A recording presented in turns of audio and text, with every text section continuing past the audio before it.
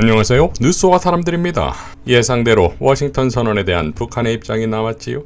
김 회장은 조선중앙통신을 통해 다음과 같이 밝혔습니다. 핵협의 그룹화 조직과 미핵 전략 자산들의 정기적이며 지속적인 전개와 빈번한 군사훈련으로 하여 지역의 군사정치 정세는 부득이 불안정한 흐름에서 벗어날 수 없게 되었으며 결과 우리로 하여금 새로운 안전환경에 상응한 보다 결정적인 행동에 임해야 할 환경을 제공하였다. 반드시 계산하지 않을 수 없고 좌시할 수 없는 또 하나의 사실은 적국 통수권자가 전 세계가 지켜보는 속에서 정권 종말이라는 표현을 공공연하게 직접 사용한 것이다. 이를 늙은이의 망령이라고 보겠는가? 미국의 안정과 앞날에 대해서는 전혀 책임적일 수가 없고 자기 앞에 남은 임기 2년만 감당해내고자 해도 부담스러울 미래가 없는 늙은이의 망언이라고도 할 수 있겠다. 윤석열은 이번에 한국형 삼축체계를 포함해 압도적 대응 능력과 응징태세를 구축할 것이라고 짓거리면서 한미연합훈련과 훈련을 더욱 강화할 것이라고 명백히 하였다. 미국으로부터 빈껍데기 선언을 배려받고도 미국의 확고한 확장 억제 공약을 전적으로 신뢰한다고 감지덕지해야 하는 그 못난 인간의 사유세계를 어찌 쉽게 들여다볼 수 있겠느냐마는 우리는 윤석열이 자기의 무능으로 안보를 도마 위에 올려놓고도 무슨 배짱을 부리며 어디까지 가는가를 두고 볼 것이다. 미국과 남조선의 망상은 앞으로 더욱 강력한 힘의 실체에 직면하게 될 것이다. 우리는 핵전쟁 억제력 제고와 특히는 억제력의 제2의 임무에 더욱 완벽해야 한다는 사실을 다시금 확신하였다. 우리는 명백히 우리가 해야 할 일을 알고 있다. 적들이 핵전쟁 연습에 광분할수록 조선반도 지역에 더 많은 핵전략 자산들을 전개할수록 우리의 자위권 행사도 그에 정비하여 증대할 것이다. 자, 입장문에서 눈여겨볼 대목이 적들이 핵전쟁 연습에 광분할수록 조선반도 지역에 더 많은 핵전략 자산들을 전개할수록 우리의 자위권 행사도 그에 정비하여 증대할 것이다. 라는 부분입니다. 김동엽 교수는 북한의 입장문에 대해 다음과 같이 밝혔지요. 앞으로 더욱 강력한 힘의 실체에 직면하게 될 것이라며 핵전쟁 억제력 제고와 특히는 억제력의 제2의 임무에 더욱 완벽해야 한다는 사실을 다시금 확신했다고 언급하며 핵전쟁 연습과 전략자산 전개와 정비례하여 자위권을 행사하겠다고 한 점에서 향후 한미연합 연습과 미국의 전략자산 전개에 맞추어 북한이 계획한 국방력 강화를 추진하고 무엇보다 실전 배치된 신무기에 대한 숙달 훈련을 통해 제2의 임무인 유사시 핵무기를 선제 공격 수단으로도 사용할 수 있다는 모습을 지속적으로 보여줄 것이다. 북한이 군사 정찰 위성 발사를 예고하고 있지만 이보다 앞서 추가적인 신무기 시험이나 숙달 훈련을 실시할 것으로 보이며 특히 이번 워싱턴 선언에서 전략 핵잠수함을 언급했다는 점에서 이에 대한 맞대응으로 신형 잠수함의 진수 공개나 신형 SLBM의 발사를 실시할 가능성도 있다고 본다. 라고 밝혔습니다. 자, 당연 모든 역학관계는 작용과 반작용이 아니겠습니까? 한미의 전략자산이 강해지면 강해질수록 북한도 마찬가지겠지요. 여기에 경우로 인한 러시아의 도발, 즉 북한의 신기술을 전수하겠다는 발언과 맞물리면 어떻게 되는 것일까요? 경우의 새치어로 북한은 가만히 있어도 중국과 러시아로 하여금 지원받게 생겼으니 그야말로 윤석열 땡큐가 아니겠습니까? 지난 정세현 장관은 뉴스공장에 출연해 다음과 같이 발언했었습니다. 정세현, 온 김에 그 얘기 좀 하고 나갑시다. 우리가 미국에서 확장 억제를 보장받았다고 자랑을 하는데 그런데 국빈 방문하기 전에 로이터 통신과의 인터뷰를 통해서 지금 우크라이나에 무기를 제공하겠다는 얘기를 했고 또 대만 분쟁 관련해서 양안 분쟁 관련해서 또 우리가 개입할 수 있다는 얘기를 하면서 러시아도 지금 자극을 했고 중국도 자극을 해놓은 거 아니에요. 노골적으로 러시아에서는 자기네가 북한한테 신무기를 주면 어떻게 할 거냐는 식으로 협박을 하지 않았어요. 그리고 흘러나온 얘기지만 ICBM의 소위 재진입 기술도 줄 수 있다는 얘기들이 흘러나오고 있습니다. 그런 식으로 해서 러시아와 중국이 북한을 군사적으로 도와주면 미국이 우리한테 보장한 확장 억제보다도 훨씬 더 큰 북한판 확장 억제가 올라오는 겁니다. 하나만 알고 둘을 모르는 격이지요. 그러니까 우리가 이렇게 움직이는 걸 보고 중국, 러시아가 북한을 어떻게 지금 키워줄 것인가 하는 걸 고민했다고 나는 보고 하고 있다고 보고 북한도 그걸 절묘하게 활용하리라고 봅니다.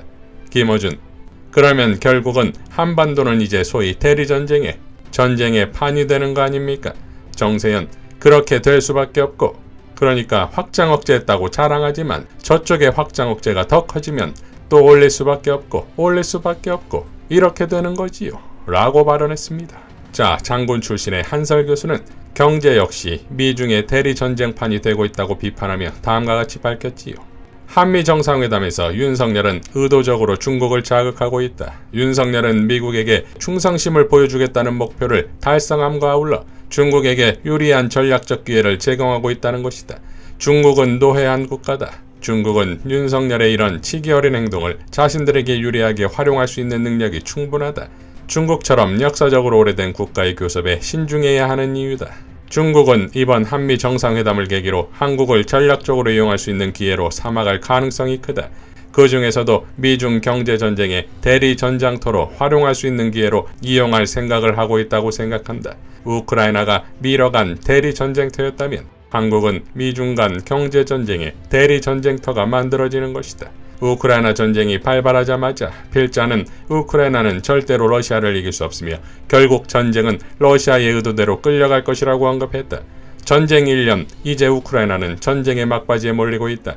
만일 우크라이나가 이번에 미국과 서방에 끌려 대규모 공세작전에 나서면 바로 그 작전이 우크라이나의 존망을 결정짓는 최후의 순간이 될 것이다. 우크라이나가 러시아와 승산 없는 전쟁을 벌인 것처럼 한국은 중국과 경제전쟁을 절대로 이길 수 없다. 중국은 이미 한국 경제에 타격을 줄 생각을 굳히고 있는 것으로 보인다. 경제전쟁은 군사전쟁과 달리 서서히 효과가 나타날 것이다. 이미 중국은 한국 상품의 수입 통관 절차를 엄격하게 한다고 한다. 한국 상품이 대중국 수출 감소보다 더 위협적인 것은 중국 상품의 한국 수출을 통제하거나 억제하는 것이다. 한국은 중국으로부터 상품을 수입하지 않으면 생존하기 어렵다. 윤석열 정권에 대한 중국의 도끼서린 발언을 그냥 중국의 기싸움이라고 생각하면 오산이다. 중국은 윤석열 정권의 이런 행동을 철저하게 응징함으로써 우선 중국에 대들면 어떤 결과를 맞게 될 것인가를 보여주려고 할 것이다. 한국을 시범 케이스로 삼아서 일본이나 유럽 국가들에게 압박을 가하려고 할 가능성은 다분하다. 그렇게 하리라 생각하지 않는다면 어리석음이 극에 달했기 때문일 것이다.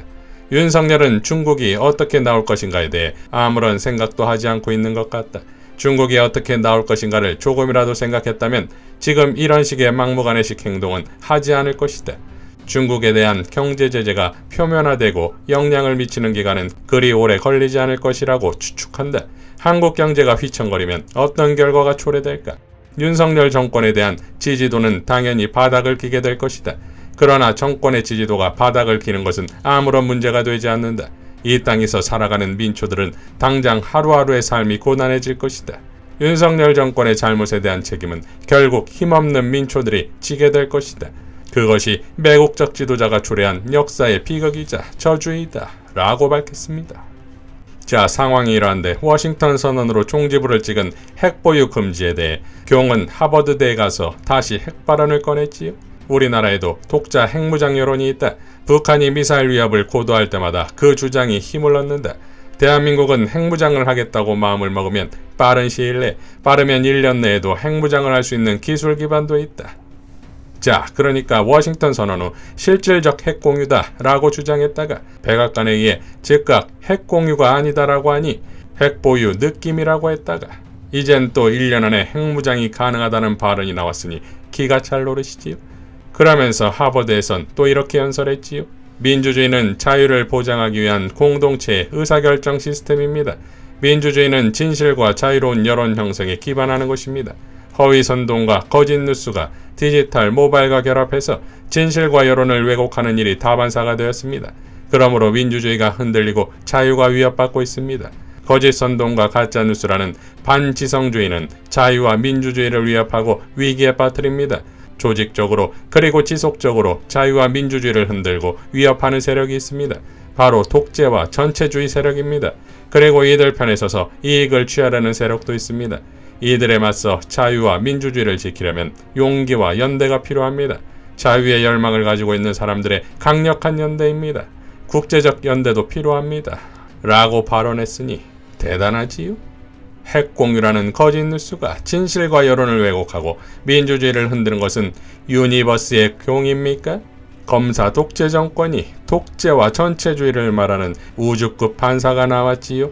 대한민국을 폭망시키고 나아가 동아시아까지 세계 3차 대전의 화약고로 만드는 경정권을 본인의 말처럼 자유와 열망을 가지고 있는 강력한 연대, 국제적 연대로 총집결하여 몰아내야 할 것입니다. 이상 뉴스와 사람들이었습니다.